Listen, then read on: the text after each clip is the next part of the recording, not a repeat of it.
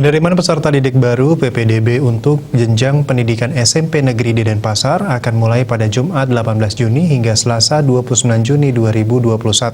Proses pendaftaran yang dilakukan secara daring diawali jalur prestasi mulai 18 Juni hingga 23 Juni. Disusul jalur perpindahan orang tua, afirmasi, dan zonasi pada 26 Juni hingga 29 Juni. Setiap calon peserta hanya bisa memilih satu sekolah sesuai zona yang ditentukan. Kabid Pendidikan SMP Dinas Pendidikan Kepemudaan dan Olahraga Disdikpora Denpasar Anak Agung Gede Wiratama mengaku juknis tentang PPDB tahun pelajaran 2021-2022 telah disosialisasikan kepada sekolah di Denpasar.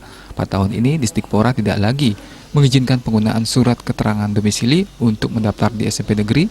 Calon siswa harus menunjukkan kartu keluarga, minimal dikeluarkan oleh Disdukcapil per 1 Juni 2020. Sejak tahun lalu, Denpasar sudah tidak lagi menggunakan surat domisili dalam PPDB. Keputusannya hanya pemilik KK Denpasar yang bisa ikut dalam proses PPDB jalur zonasi ini. Jumlah siswa SD yang tamat di Denpasar tahun ini mencapai 13.835 orang.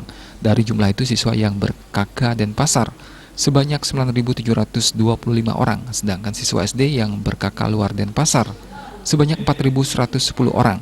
Sedangkan daya tampung SMP negeri tahun ini hanya 4.080 siswa. Jumlah ini menurun dibandingkan tahun lalu yang mencapai 4.176 orang. Turunnya daya tampung tahun ini akibat jumlah rombel yang tersedia hanya sebesar itu.